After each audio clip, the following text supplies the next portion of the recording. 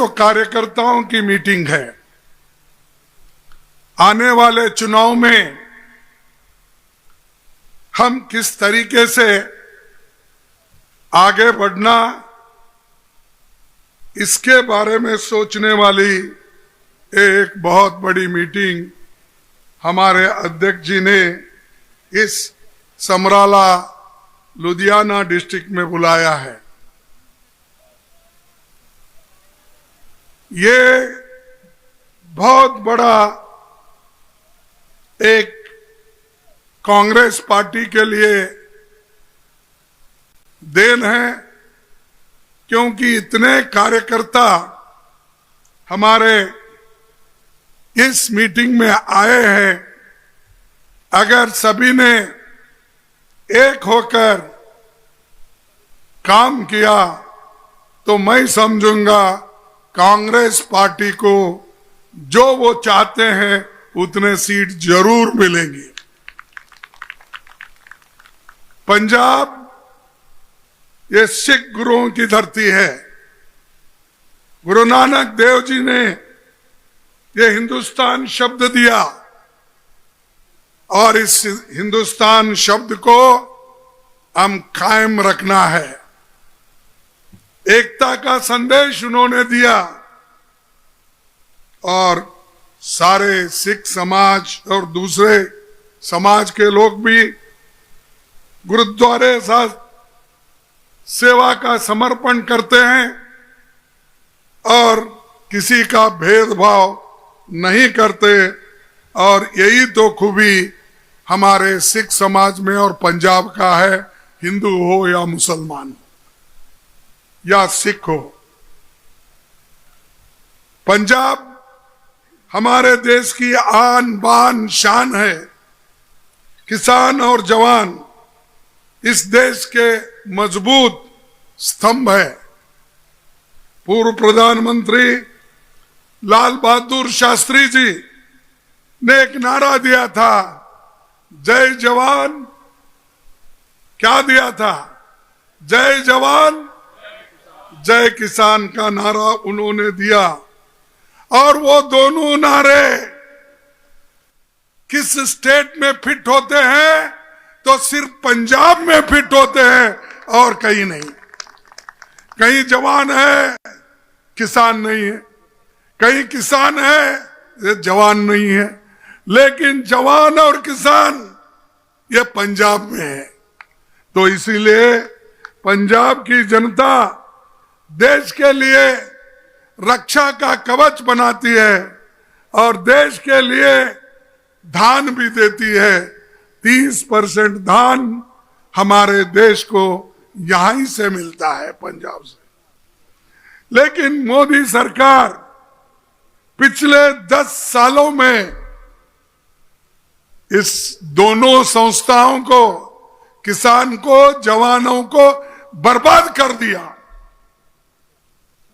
मैं ये बोल रहा हूं, आपको मालूम है किसान दिल्ली के बॉर्डर पे बैठे, उनसे बात नहीं किए। किसान 3 काले कानून के खिलाफ लड़े, लेकिन उन्होंने कानून को सस्पेंड किया। लेकिन कानून अभी नोटिफिकेशन में वापस लेने का आया नहीं है। तो जब तक ये उस वक्त आंदोलन को समाप्त करने के लिए उन्होंने कानून को, 3 काले कानून को सस्पेंड किया, लेकिन उसका नोटिफिकेशन कहां है कि हमने ये रद्द कर दिया, ये 3 कानून हमने कैंसल कर दिया। ये अभी तक बाहर नहीं आया। ये मोदी की चाल है। ये हमेशा दिखाते हैं, जैसे हाथी के दांत दिखाने के एक होते हैं और खाने के एक होते हैं, वैसा ही इनका है। जो हमारे किसान और जवान इस देश के रीढ़ की हड्डी थे और उनको तोड़ने का काम उन्होंने किया है। मैं पंजाब के किसानों को बधाई देता हूं वो फिर से अपने हकूक के लिए लड़ने के लिए फिर दिल्ली पहुंचे हैं और वो आंदोलन कर रहे हैं। उनके आंदोलन के साथ सारे कांग्रेस पार्टी के लोग जुड़े रहेंगे कि एक तरीके से किसानों को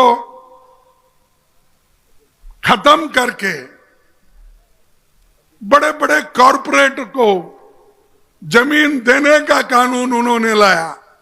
जैसा पहले राजा महाराजाओं के पास हजारों एकड़ जमीन रहती थी, अब नए महाराजा निकले, ये कॉरपोरेट अदानी अंबानी वो फलाना फलाना हजार एकड़ ले रहे इंडस्ट्री के नाम पे और सीड ग्रोइंग के नाम पे, हॉर्टिकल्चर के नाम पे हजारों एकड़ गवर्नमेंट से एक्विजिशन करके अपने कब्जे में लेकर वो बड़े बन रहे हैं।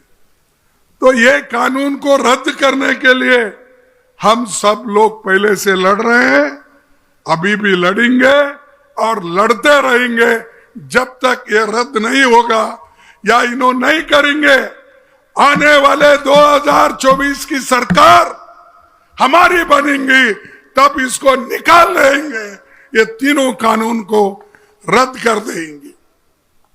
तो भाइयों, आपको ये मालूम होना चाहिए मोदी जी ने किसानों के लिए क्या कहा, आतंकवादी का, और उन्होंने आंदोलन जीवी, अरे जीने के लिए वो आंदोलन करते हैं, कुछ दिलाने के लिए नहीं, ऐसा किसानों के लिए उन्होंने कहा।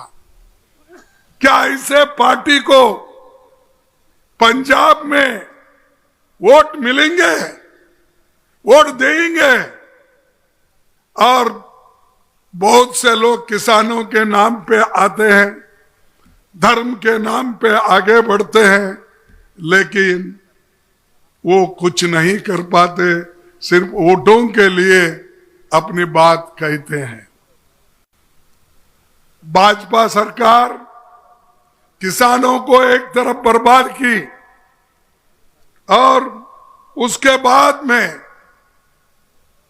जवानों को भी बर्बाद की, और उन्होंने नया स्कीम लाया। क्या स्कीम लाया? वो हमारे 4 साल का स्कीम है ना भाई,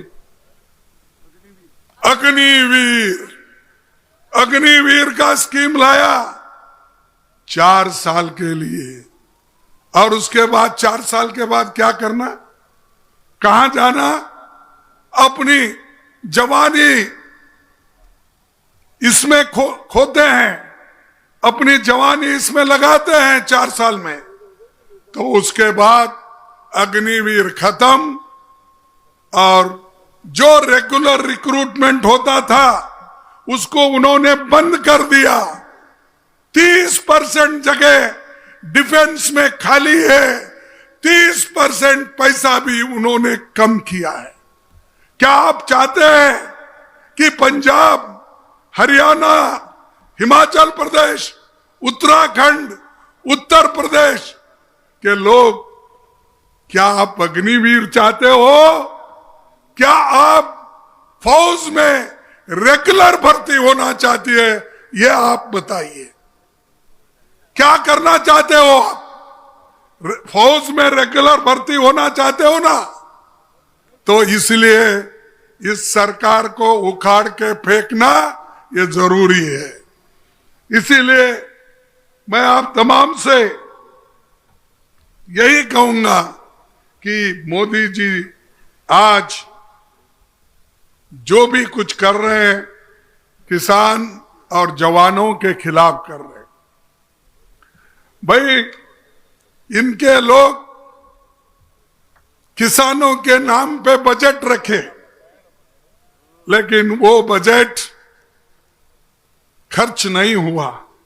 1 लाख रुपए वो बगैर खर्चे से वो लैप्स हो गए, वापिस ले लिए।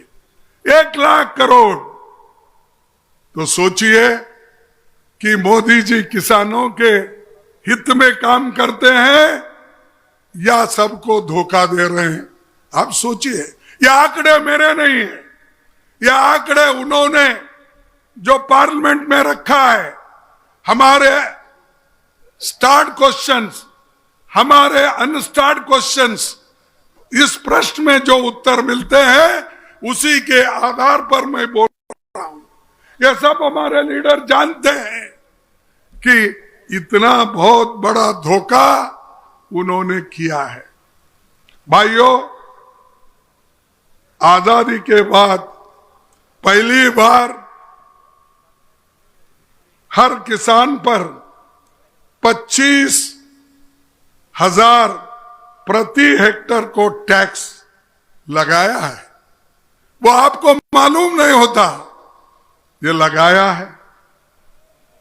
पीएम फसल योजना प्राइवेट इंश्योरेंस कंपनी को देकर उन्होंने 2026 से लेकर 2022 तक उन्होंने 40 करोड़ कमाया है। 40 करोड़। ये किनके पैसे हैं? ये किसानों के पैसे हैं, मोदी जी के नहीं, या उनके खजाने से आए सो पैसा नहीं है। ये पैसा किसका है? एक किसानों का है। और हम हमेशा लड़ते रहे। पंडित नेहरू जी किसानों के लिए भाखड़ा नांगल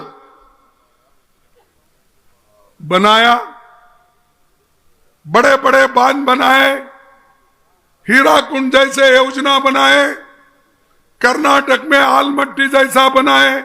ऐसे बहुत बड़े बांध बनाकर गरीबों के लिए, किसानों के लिए पानी देने का काम किया। ऐसे पंडित जवाहरलाल नेहरू जी को रोज उठ के गालियां देते हैं, इंदिरा गांधी जी को गालियां देते हैं। तो ये मोदी खुद तो काम नहीं करता, या इनके लोग देश के लिए कुछ नहीं किए। ये तो ब्रिटिश के जमाने में बीजेपी और आरएसएस के लोग ब्रिटिश का काम करते थे, ब्रिटिश का एजेंट थे। और उन्होंने खुला कहा, उनके लीडरों ने, बीजेपी जनसंघ जो पहले थी, उन्होंने खुला कहा तुम जाओ ब्रिटिशर की मदद करो, फौज में भर्ती हो जाओ, और जहां कहीं तुमको नौकरी ब्रिटिश सरकार में मिलती है उसमें जाके तुम काम करो। जब भारत छोड़ो आंदोलन गांधी जी ने शुरू की, इन्होंने उसको भी मदद नहीं किया, इन्होंने उल्टा ब्रिटिशरों की मदद की। ऐसे लोग क्या देशभक्त हो सकते हैं? ऐसे लोग क्या देश की रक्षा कर सकते हैं? वो चुन के आए, आज इतनी बात करते हैं, उनको कोई दिखता नहीं, किसी को वो किसके खिलाफ उन्होंने बात नहीं की। कौन सी भी पार्टी रोज उठ के अगर किसी को गालियां देते हैं, किसको देते हैं? कांग्रेस को देते हैं। रोज उठ के गालियां देते हैं हमारे राहुल गांधी जी को। जो व्यक्ति, जो नौजवान कन्याकुमारी से कश्मीर तक पादयात्रा निकाली, भारत जोड़ो यात्रा निकाली, जो व्यक्ति मणिपुर से लेकर बंबई तक अब पहुंचने वाला है, उस व्यक्ति के खिलाफ रोज जहर उगालते हो। क्यों? क्या उन्होंने आपका कुछ खाया है? क्या आपको कुछ किया है? क्या वो प्रधानमंत्री थे? क्या वो कोई मंत्री पदवी में थे? क्या नहीं। चुप, रोज उठ के उनको कहने का। ठीक है, अगर वो प्रधानमंत्री रहते थे, गलती करते थे, तो आपने कहा तो चलो हम बोलेंगे भाई ये गलती थी, ये उनका कुछ भी पात्र नहीं है।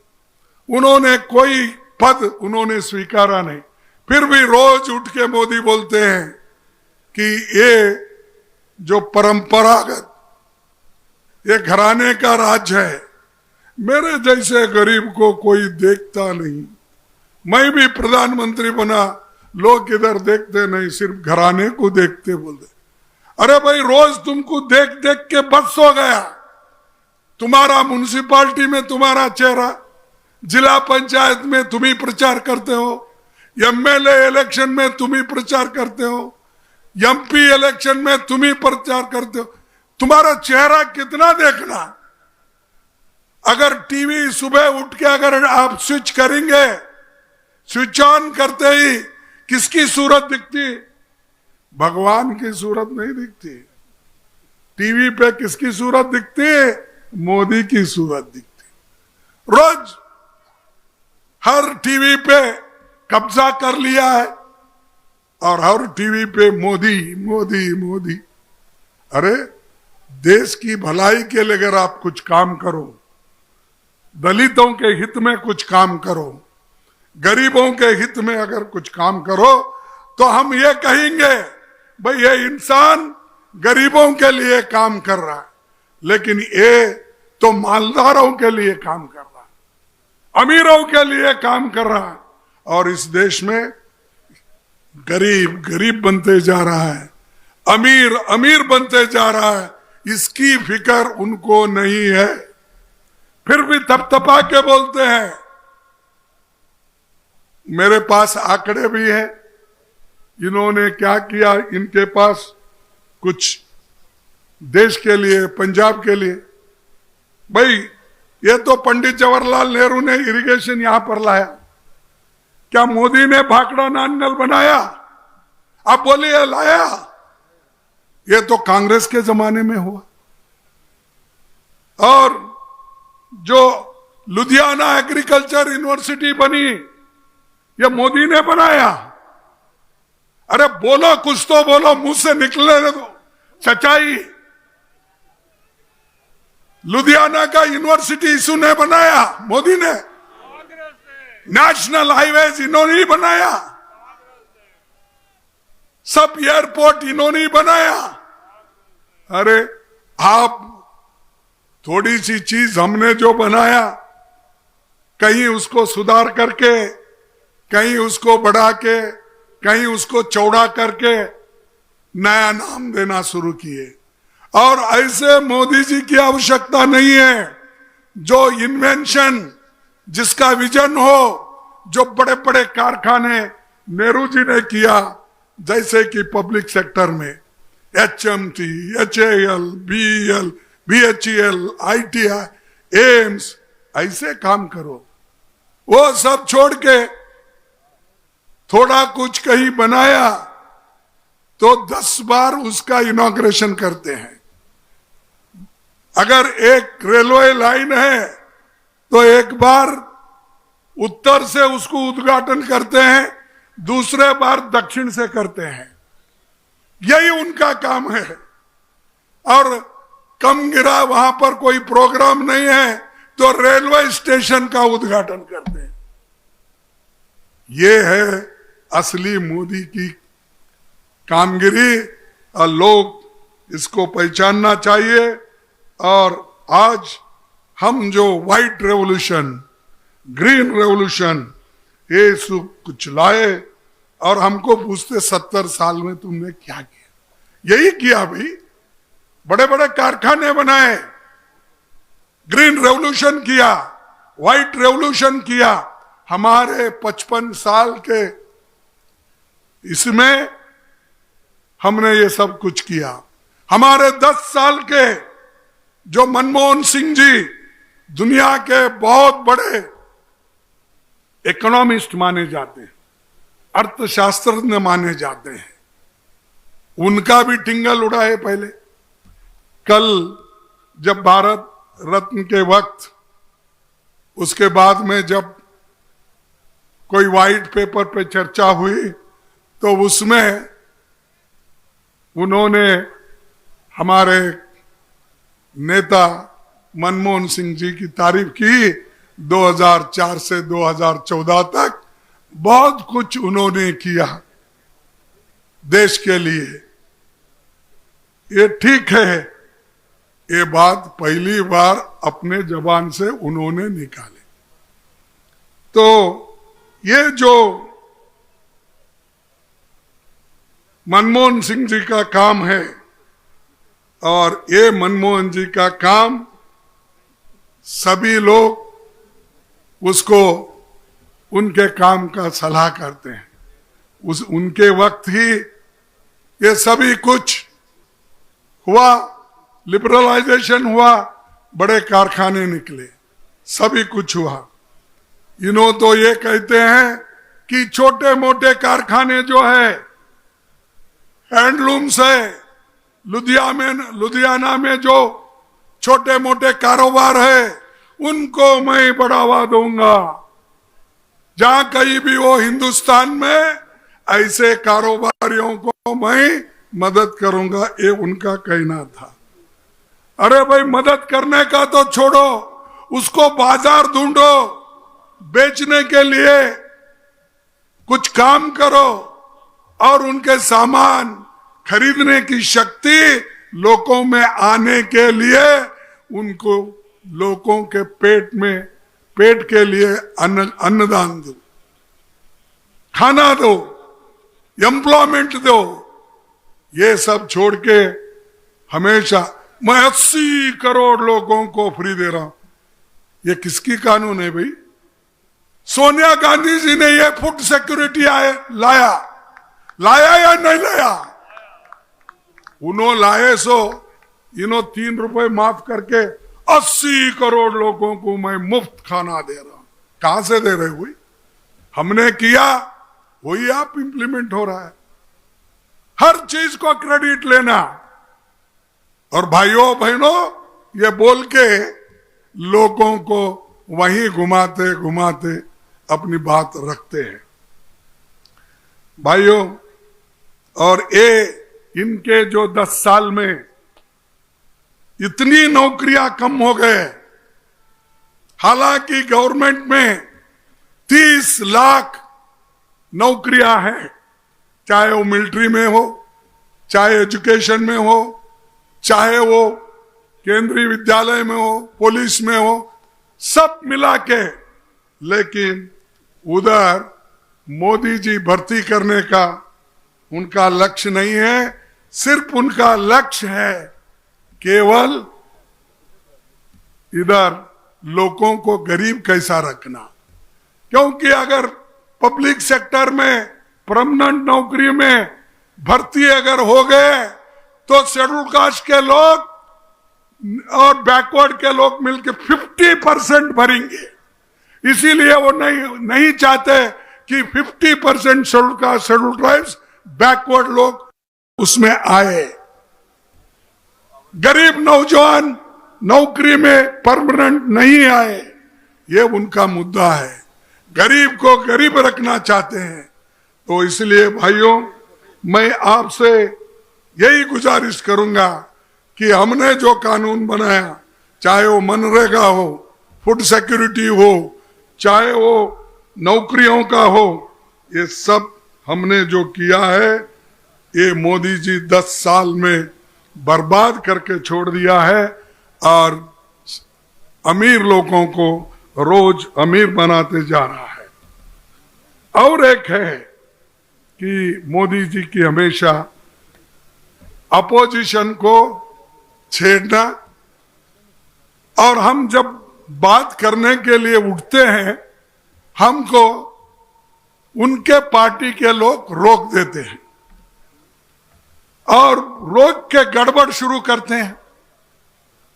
आपको मैं बताऊं, जो उनकी गलतियां थी, कमजोरियां थी, जब हम उठाए सदन में, पार्लियामेंट में, राज्यसभा में, लोकसभा में, तब उन्होंने 147 लोगों को, 146 एमपीज को बर्खास्त करके सदन के बाहर डाला।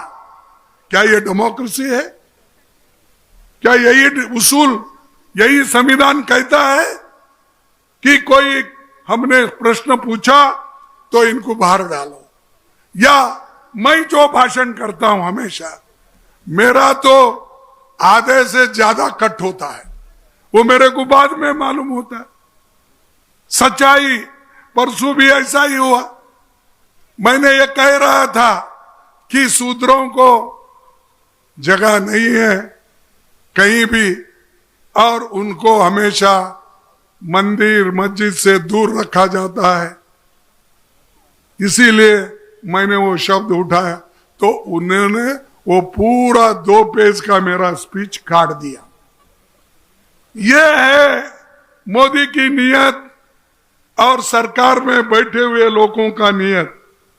इसीलिए मैं चाहूंगा ऐसी सरकार जो संत रविदास जी ने कहा था, ऐसा चाहूं राज में, ऐसा चाहूं राज में जहां मिले सभी को अन्न, जहां मिले सभी को अन्न, छोटे बड़े सब समान बसे, छोटे बड़े सब समान बसे, रविदास रहे प्रसन्न। ये रविदास जी का कहना है। ऐसी राज हो ना हमको, डराने वाली राज न को, लोकतंत्र को मानने वाले और संविधान को मानने वाले लोग होना, और छोटे बड़े सब समान, जो रविदास जी ने कहा, उनको सब समानता का हक मिलना चाहिए। हम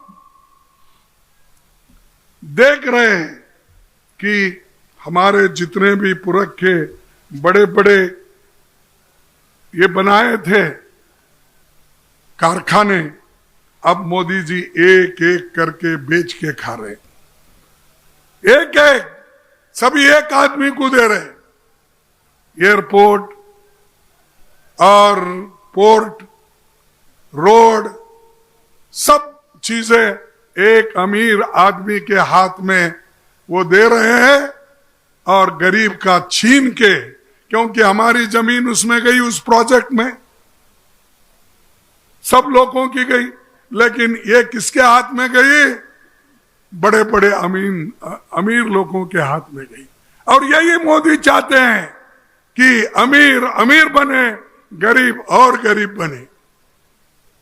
इसीलिए ऐसे सरकार को आप निकाल देना चाहिए, उखाड़ कर फेंक देना चाहिए, और मनमोहन जैसी सरकार यूपीए की जो थी उसको फिर से लाना है, उसके लिए आप कोशिश करना चाहिए। और विकास दर क्या था मनमोहन सिंह जी के जमाने में और आपके जमाने में? ये तो मैं यही कहूंगा कि उनके जमाने में जो चीजें थी, मैं बताऊंगा, पैडी, धान बोलते ना, पैडी, यूपीए 2004 और 5 में और 13 और 14 तक 135% इंक्रीज हुआ था एमएसपी में, 135%, और इनके जमाने में 14 से लेकर 23 तक 50% इंक्रीज हुआ है।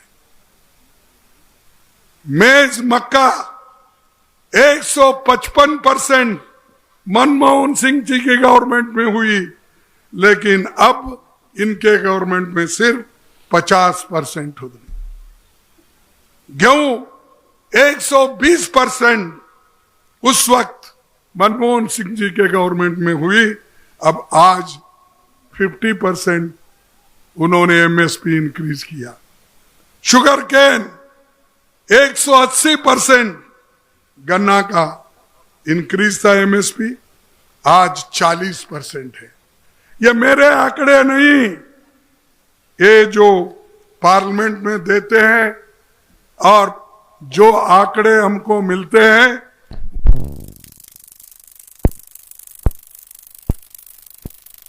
वही मोदी आया क्या? हो गया ठीक। अच्छा, तो हमारे सीएलपी लीडर कहाँ हैं? पीछे हैं। हाँ। तो उनको बता रहा हूं आपने क्या किया, तो हमने ये किया है और ये करने वाले हैं और बढ़ाने वाले हैं। फिर एक बार हमको जीत के लाओ, हमारे लोगों को जीत के लाओ, फिर हम करके दिखाएंगे। जो ये आंकड़े मैं दिखा रहा हूं ये सच है और सच है, और इसको हम और भी आगे अच्छा ढंग से बढ़ाते रहेंगे। भाइयों, बाबा साहब अंबेडकर जी ने एक बात कही थी। क्या कही थी? भक्ति या नायक पूजा, भक्ति या नायक पूजा पतन का और अत्यंत तानाशाही में पहुंच जाने का रास्ता है। जो व्यक्ति की पूजा करता है, जिस व्यक्ति की पॉलिटिक्स में पूजा होती है, वो गवर्नमेंट, वो आदमी तानाशाही के तरफ चले जाता है। यह डेमोक्रेसी है भाई, और डेमोक्रेसी में हमको सबको काम भी करना है, ठीक ढंग से सरकार को भी चलाना है, ये वेलफेयर स्टेट बनाना है। इसको आप याद रखिए।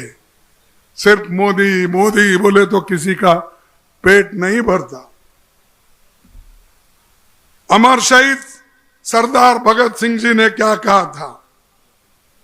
फांसी लगने के 2 महीने पहले 2 फरवरी 1931 को युवा राजनीतिक कार्यकर्ताओं को संबोधित करते हुए और उनको पत्र लिखा, लिखकर भारत के लिए तो सपना रखा था, उसे कांग्रेस सरकारों ने पूरा किया, लेकिन मोदी जी उसे तबाह करने में लगे।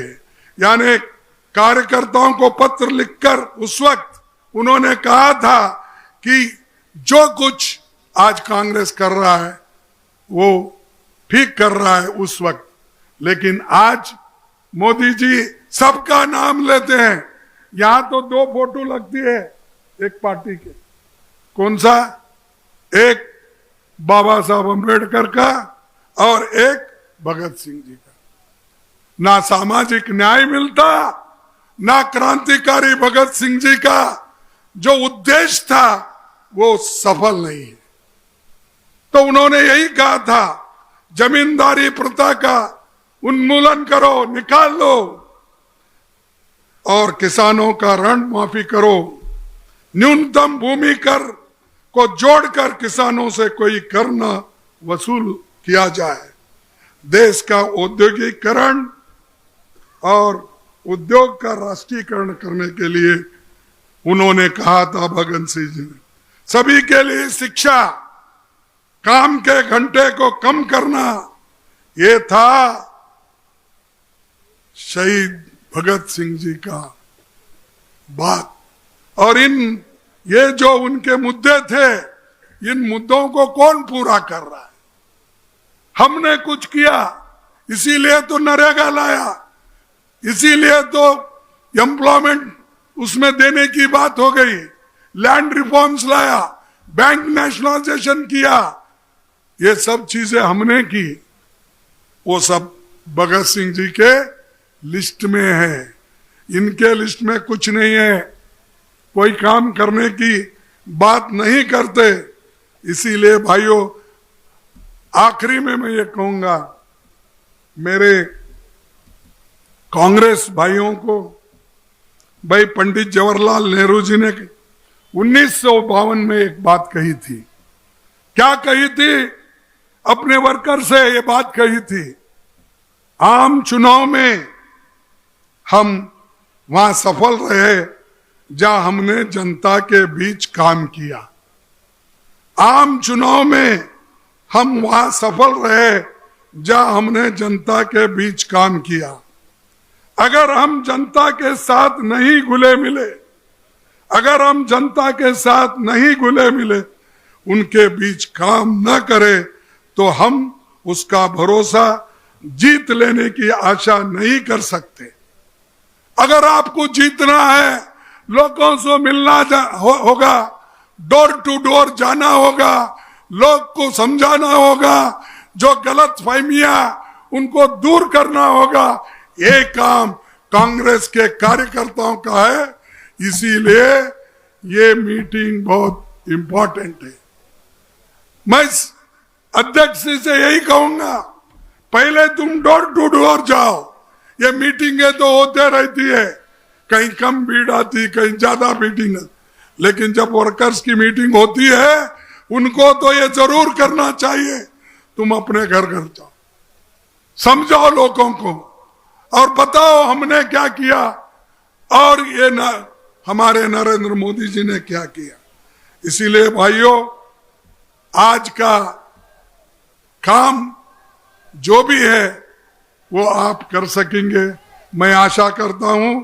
और मोदी जी किसी का दुख और दर्द को जानते नहीं, और उन्होंने हमेशा गरीबों को कुचलने का ही काम किया है। मणिपुर में देखो, मणिपुर नहीं जा सके, जहां राहुल गांधी जाकर आए, जहां से उन्होंने आज पदयात्रा शुरू की, वहां पर मोदी नहीं गए, जा रहे भी नहीं। लेकिन देश में कैसी शांति रही? जब आप खुद नहीं जा रहे हो तो शांति कहां से बहाल करेंगे? तो इसीलिए आज मैं हमारे डीसीसी, बीसीसी और ब्लॉक लेवल और बूथ लेवल के एजेंट्स को भी यही कहूंगा, अगर आप डट के उस पोलिंग बूथ में रहेंगे तो ही हम जीतेंगे, नहीं वहां पर 1 घंटा बैठे घर चले गए तो जीतने वाले नहीं है। इसीलिए भाइयों, इंडिया गठबंधन भी हो रही है, कहीं अच्छी बात हो रही है, कहीं ठीक सा अभी हमारा मिलाप नहीं हो रहा, लेकिन आप ये समझ के चलो, हमको लड़ना है, अकेले ही लड़ना है, आखिरी तक लड़ना है और विजय हासिल करना है। इस देश से आप आगे बढ़ो। किसी का आया ठीक है, नहीं आया ठीक है, लेकिन हमको सारे भारत में एक हमने निर्णय लिया। ये पंजाब की बात नहीं है या किसी और की बात नहीं है, ये हमारी बात मोदी के सरकार को हटाने के लिए कन्याकुमारी से लेकर कश्मीर तक लड़ रहे हैं, बंगाल से लेकर गुजरात तक हम लड़ रहे हैं। इस लड़ाई में सभी लोग शामिल हो और सभी लोग एक होकर काम करो, इतना ही मैं कहूंगा। और मोदी की गारंटी तो बहुत आ रही, रोज आज पेपर में देखेंगे। उनकी कौन सी गारंटी? अरे पहले तो कहा 2-2 करोड़ नौकरी दूंगा, दिया मोदी ने? नहीं दिया। ये गारंटी थी? 15 लाख काला धन ला के हर एक के जेब में दूंगा, दिया उन्होंने? अरे वही गारंटी तुमने पूरा नहीं किया। किसानों को डबल आमदनी का वही गारंटी पूरा नहीं किया, बाकी के गारंटी को लेके क्या हम धो के पीना है क्या? तो इसलिए आप मजबूती से रहो। मोदी की गारंटी ये झूठे हैं, ये जैसा कि खुद ही वो हमारे शाह ने एडमिट किया है, होम मिनिस्टर ने, हमने जो कहा वो सब जुमले थे बोले। सब यही समझो कि जो कुछ उन्होंने कहेंगे मोदी जी वो सब जुमले हैं। इसीलिए आप कांग्रेस को मदद करो, आगे बढ़ो, अब सब मिलके हम काम करेंगे तो हमारी जीत होगी। यही कहते हुए मेरे 4 शब्द को समाप्त करूंगा। जय